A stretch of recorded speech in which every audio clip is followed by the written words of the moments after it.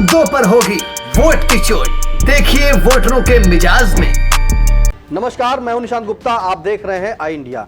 सीतापुर से आई इंडिया पर आ रही इस वक्त बड़ी खबर आपको बता दें कि सीबीआई के अधिकारी बन सीतापुर के एक जज को जान माल से धमकी दी गई और उनके परिवार को भी मारने की धमकी दी गई। कौन ये जज हैं, कौन अधिकारी बनकर धमकी दे रहा था, इन तमाम सवालों के लिए फोन लाइन से जुड़ चुके हैं आई इंडिया के editor in chief doctor Pankaj Singh Gaur ji, तो जो इस वक्त एसपी कार्यालय पर मौजूद हैं सीधे आपके सवालों के जवाब के लिए। तो सर बताएं, ये जो जज हैं वो सीतापुर के कौन जज हैं और कौन ये किस तरह के अधिकारी बनकर के उनको धमकी दे रहा था? और देखिए निशांत, बता दें आपको कि सीतापुर में स्पेशल जज राम बिलास सिंह जो SC/ST कोर्ट के हैं, उन्हें एक धमकी दी गई फोन पर उनको और उनके परिवार को जान से मारने की। इसके बाद उन्होंने पुलिस अधीक्षक चक्रेश मिश्र को एक शिकायती पत्र दिया, जिसके बाद साइबर क्राइम जो थाना है वहां पर मुकदमा दर्ज हुआ है।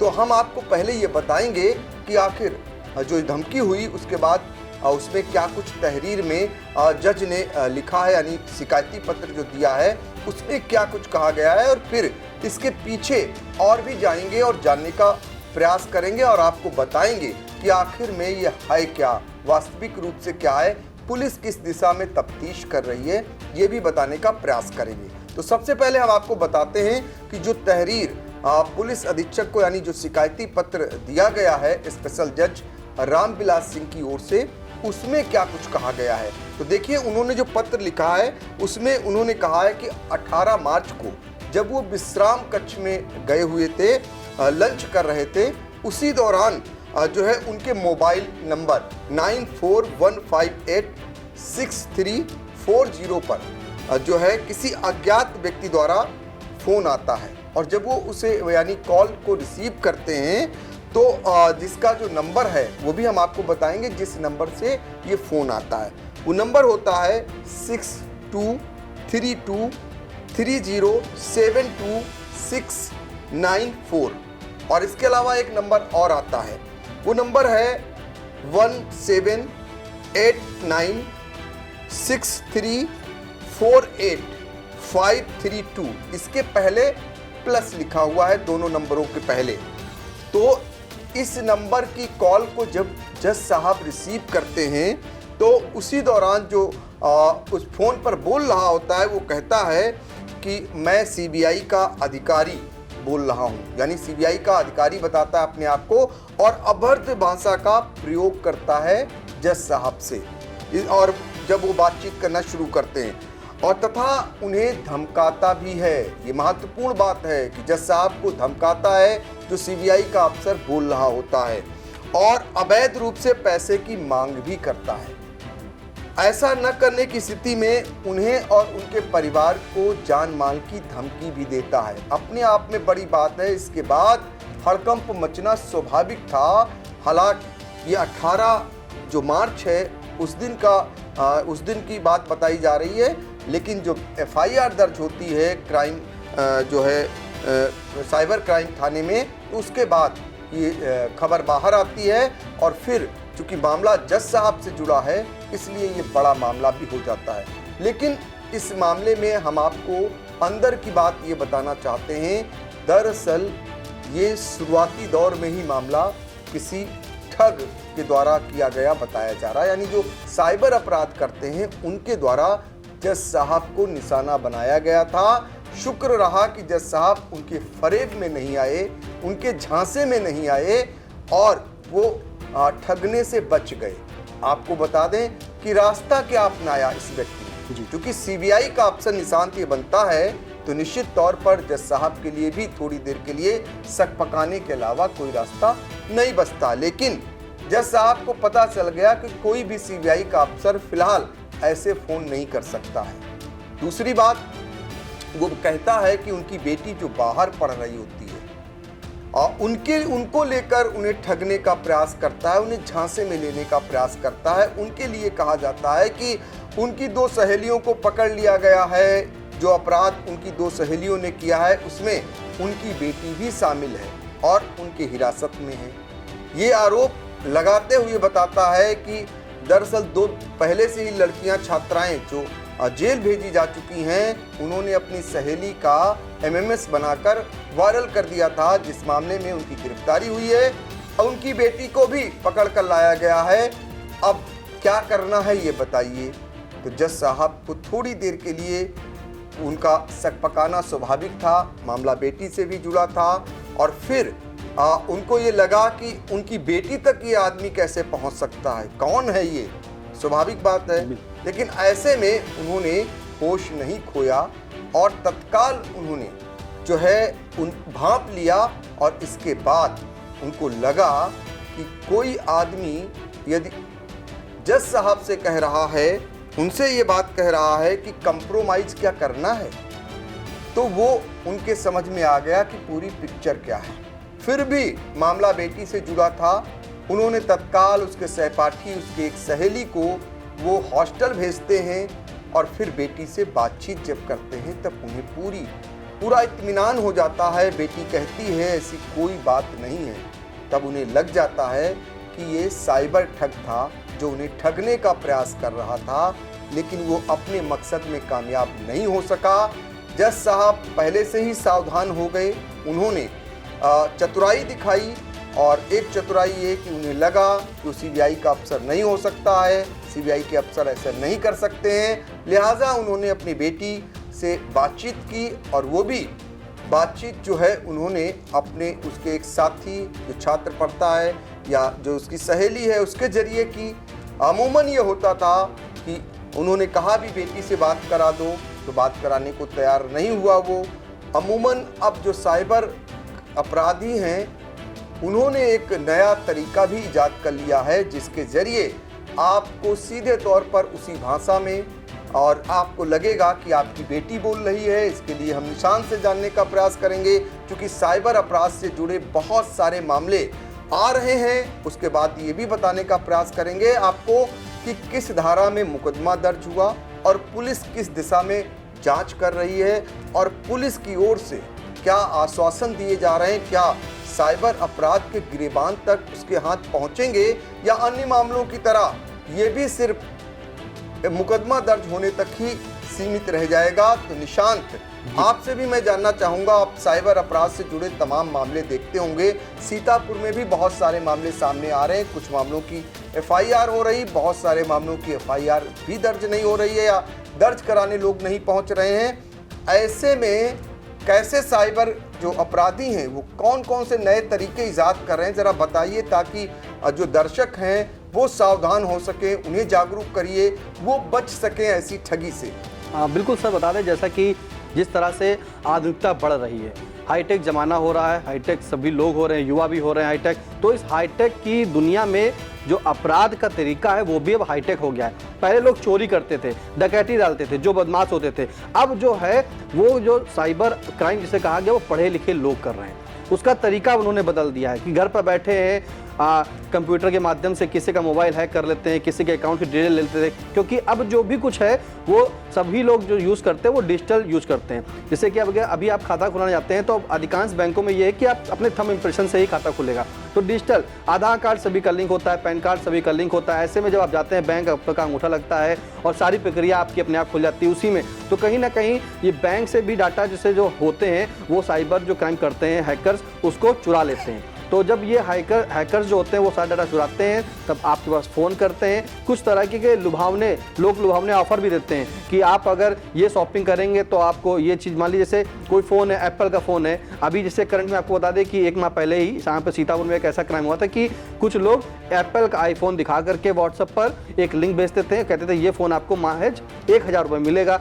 अब जब 50,000 रुपये की चीज़ होगी और आदमी 1000 रुपये बताएगा, तो जो अगर अनभिज्ञ होगा या नहीं शिक्षा उसको पता होगा, लेकिन मोबाइल तो सभी लोग चला रहे हैं, पढ़े लिखे भी लोग चला रहे हैं और कुछ गांव के वर्ग के लोग भी चला रहे हैं जो पढ़े लिखे नहीं है। तो ऐसे में जब वो देखते हैं कि 1000 रुपये की इसकी कीमत है, वो लिंक को खोलते हैं तो उनसे फिर मांग की जाती है फ़ोन पर, क्योंकि जैसे ही लिंक ओपन करते हैं सामने वाले जो साइबर क्राइम कर रहा था उसके पास उसका डाटा पहुँच जाता है कि इन्होंने मेरे लिंक को ओपन कर लिया। फिर वहाँ से एक कॉल आती है कि हेलो, आपने इस लिंक को ओपन किया है, आपको ये महज इनाम में मिलेगा 1000 रुपये का। तो उससे उसका विश्वास जीतने के लिए साइबर क्राइम वाले क्या करते हैं, वो 500 रुपये या 200 रुपये छोटी सी रकम मांगते हैं। छोटी सी रकम मांगने के बाद ये आपकी रजिस्ट्रेशन हो गया। अब आप अगर फिर जब विश्वास जता लेते हैं फिर उनसे बड़ी मांग करते हैं और बड़ी मांग करने के बाद आपको बाकायदा एक कोरियर से भी फ़ोन आएगा कि आपका पार्सल यहाँ पे मैं सीतापुर में यहाँ पे मौजूद हूँ, आप आइए लेने। और जब आप लेने जाते हैं तो वहाँ कोई भी आदमी नहीं होता। इसकी सबसे बड़ी वजह यह है कि वो जो हैकर्स होते हैं वो आपके बारे में सारी जानकारी रखते हैं।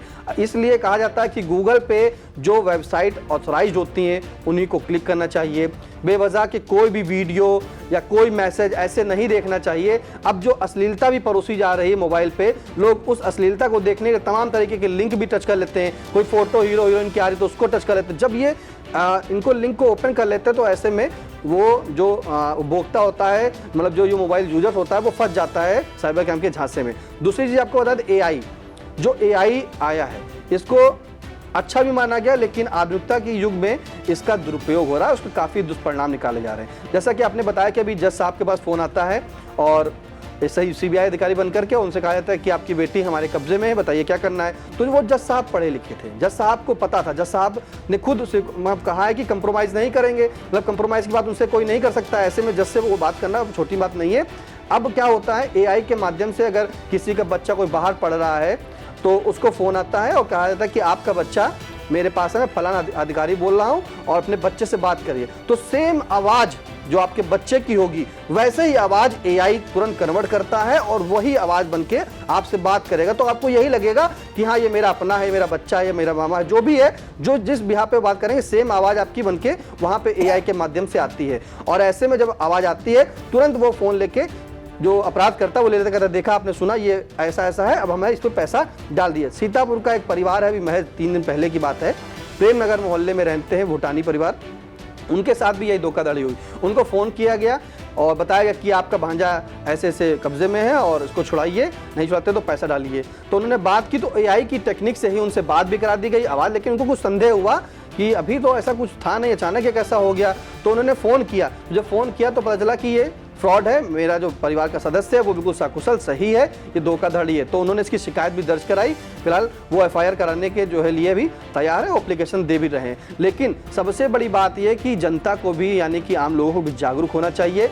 ऐसे में जो परिवार ऐसे हैं, उनके बच्चे जो बाहर पढ़ रहे हैं, उनको कुछ कोड वर्ड देना चाहिए कि अगर आपसे कहीं कोई AI के माध्यम से बात भी करा रहा है तो कुछ वर्ड ऐसे हो, कुछ कोड ऐसे हो कि आप जब पूछे हेलो, एक कोड में बात कर दिया, तो मैंने अपना कोड दे दिया कि अपना नंबर का, अपना कार का नंबर बताओ, अपना लॉकर नंबर बताओ, या अपने नानी का नंबर बताओ, तो नानी का नाम। क्योंकि जो AI है वो आपका डाटा तो ले सकता है, फेसबुक से ले सकता है, इंस्टा से ले सकता है, ट्विटर से ले, सभी चीज़ों को हैक करके आपका डाटा, आपके पापा का, और जो फोटोज़ हम लोग अधिकांश लोग देखते हैं, फोटो फेसबुक पर डाल देते हैं और लिख देते हैं टुडे, मतलब मैं आज बाहर हूँ, आज मैं परिवार साथ यहाँ हूँ। तो ये भी एक बड़ा विषय है, वो सभी डाटा चुराते हैं साइबर वाले, कि जान जाते हैं कि आप परसों वहाँ गए थे, नरसों यहाँ गए थे, 1 महीना पहले यहाँ गए थे, ये रिश्तेदारी की शादी में। तो तमाम तरीके की टेक्निक को यूज करके लोगों को ठगने का काम करते हैं। और इसमें सीतापुर में इस समय बड़ा खेल चल रहा है साइबर वालों का, और यहाँ की भोली भाली जनता जो है उसमें लगातार फंसती भी जा रही है। और कुछ लोग ऐसे भी हैं, इंडिया ने जो जानकारी जुटाई है, उन लोगों ने जो है अपने अपने पैसे भी दिए। किसी ने 2 लाख रुपए साइबर वालों को दे, मतलब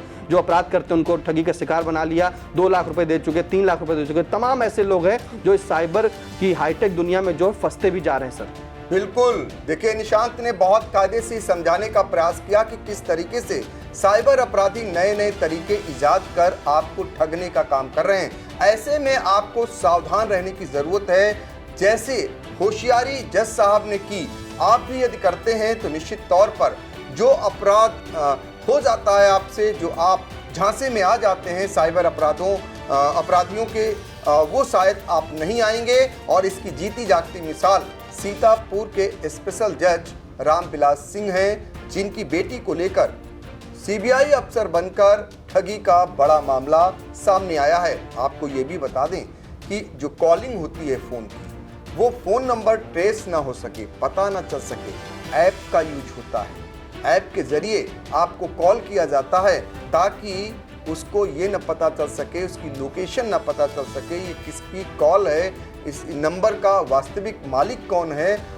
इसलिए बहुत सारे तरीके साइबर अपराधी इजाद कर रहे हैं। ऐसे में सिर्फ और सिर्फ आपकी जागरूकता आपको बचा सकती है और कोई रास्ता नहीं है। बहुत सारे ऐसे मामले बढ़ रहे हैं साइबर अपराध से जुड़े हुए। उत्तर प्रदेश की सरकार ने हर जिलों में, अब आपको बता दें कि साइबर क्राइम थाने खोल दिए हैं और इनसे निपटने की हर जतन हो रही है। लेकिन चूंकि जो अपराधी है, जो साइबर अपराधी है, वो दूर दूर के होते हैं, कभी वो गैर प्रांत के होते हैं तो कभी दूसरे देश के होते हैं। ऐसे में उन तक पहुंचना हमारे यहाँ की पुलिस के लिए टेढ़ी खीर हो जाती है, यानी उतना लंबा रास्ता पुलिस नहीं चुन सकती है। लिहाजा आपके जो मामले आते हैं सामने, उनका खुलासा नहीं हो पाता है। फिलहाल जज साहब के मामले में आपको बता दें, धारा 507 66 DIT एक्ट के तहत मुकदमा अज्ञात लोगों के विरुद्ध दर्ज हो गया है और इस मामले की जांच पुलिस तेजी से कर रही है। सीतापुर पुलिस की ओर से ये दावे किए जा रहे हैं कि इस मामले में अपराधियों की तह तक पहुंचने का प्रयास करेगी। प्रथम दृष्टया ये लग रहा है कि ये किसी पड़ोसी राज्य के जो साइबर अपराधी हैं, जो साइबर अपराध करने वाले लोग हैं, जो पहले से पारंगत हैं, अब उन्होंने तरीका जरूर बदल दिया है, उनके द्वारा ही एक अपराध किया गया है। तो आने वाले समय में ये माना जाएगा, यदि जज साहब के मामले की तह तक पुलिस पहुंच जाती है तो ये कहा जा सकता है कि पुलिस के लिए अब साइबर अपराधी की गर्दन पकड़ना दूर की बात नहीं है, अब उन तक भी सीतापुर पुलिस पहुंचने लगी है। तो इस बात का इंतजार रहेगा सीतापुर वासियों को भी, आई इंडिया को भी, और जैसे ही इसमें कोई नई अपडेट आती है, निशान सबसे पहले आई इंडिया आप तक पहुंचाने का काम करेगा। हाँ बिल्कुल सर, एक चीज़ और बताना चाहेंगे कि जैसा कि जो टेक्निक हाईटेक हुई है, इसमें AI का इस्तेमाल भी हो रहा है, लोग परिजन बन के फ़ोन कर रहे हैं, साइबर क्राइम का तरीका। एक छोटी सी बात बता दें आपको कि लिंक जो है, जो भी हमारे इंडिया के दर्शक है वो ध्यान से इस बात को सुने, किसी भी तरीके के कोई भी अनचाहे लिंक को ना खोलें। गूगल पर सिर्फ और सिर्फ वेरीफाइड जो ID होती हैं उनको ही लॉगिन करें, उन्हीं को देखें। कोई भी अगर लोग लुभावने ऑफर आ रहा है जिनसे आपको मतलब नहीं है, आप खुद सोचिए, आप पढ़े लिखे लोग हैं कि अगर 1 लाख की गाड़ी कोई आपको 20,000 में कैसे दे देगा? कैसे लोग लुभावने ऑफर आपको देकर वो फंसाने का काम कर रहे हैं। और अगर एक बार आप फंस जाते हैं तो वो विश्वास जताते हैं आपके ऊपर, आपको उस 200 रुपए की कीमत का कुछ भेजेंगे भी। हो सकता है कि वो आपको तुरंत आपके खाते में एक पैसा भी ट्रांसफर कर दें। कोई आर्मी बन के फ़ोन कर रहा है, कोई परिजन बन के फ़ोन कर रहा है, तो इसलिए किसी भी तरीके के झांसे में ना आइएगा। छोटी सी बात। दूसरी बात, अगर आप लिंक ओपन कर लेते हैं तो अब एक टेक्निक और है, वो आपकी मोबाइल का क्लोन बना देती है।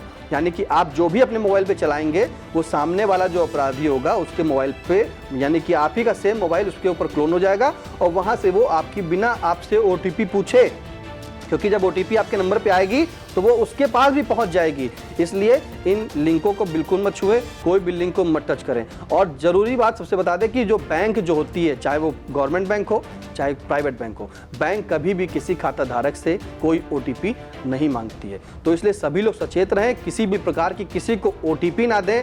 और क्रेडिट कार्ड जो कहा जाता है, वो इस तरह के जो क्राइम बढ़ रहे हैं अब, वो क्रेडिट कार्ड के द्वारा भी बढ़ रहे हैं कि आपको क्रेडिट कार्ड आपको निःशुल्क दिया जा रहा है, आप 3 लाख का क्रेडिट कार्ड ले लीजिए, क्रेडिट कार्ड लेने के बाद आप शॉपिंग कर सकते हैं, तमाम ऑफर देंगे। तो किसी भी तरीके की लोक लुभावने ऑफर पे मत जाइए, जागरूक बनिए, सतर्क रहिए और अपने परिजनों में भी जो है बैठकर चर्चा कीजिए कि हमें जब किसी से बात करनी तो कैसे बात करेंगे। अलग अलग तरीके की अलग अलग जगह पर जो है ID बना के आप खुद रखिए। अगर आप पढ़े लिखे हैं तो जागरूक के साथ साथ आप एक ऐसा सिम लीजिए जो एंड्रॉयड फ़ोन में ना चले, कीपैड फ़ोन लीजिए, उसमें इस्तेमाल करें, किसी को कोई OTP ना दे, क्योंकि उस जो छोटा मोबाइल होगा उसको कोई क्लोन नहीं बना सकता। तो कहीं ना कहीं आप बच सकते हैं, लेकिन बचेंगे जब आप खुद जागरूक होंगे और सतर्क रहेंगे। बिल्कुल। तो देखा आपने बहुत सारी ऐसी मामले जो सामने आए, उनको लेकर कैसे आई इंडिया आपको सचेत कर रहा है, सावधान कर रहा है। आपकी जागरूकता ही आपको बचा सकती है ऐसे साइबर अपराधियों से। तो निशान, इस खबर पर पूरी नज़र आप भी रखिएगा और जैसे इसमें कोई अपडेट आती है सबसे पहले दर्शकों को पहुंचाएंगे। बिल्कुल, धन्यवाद। किन मुद्दों पर होगी वोट की चोट, देखिए वोटरों के मिजाज में।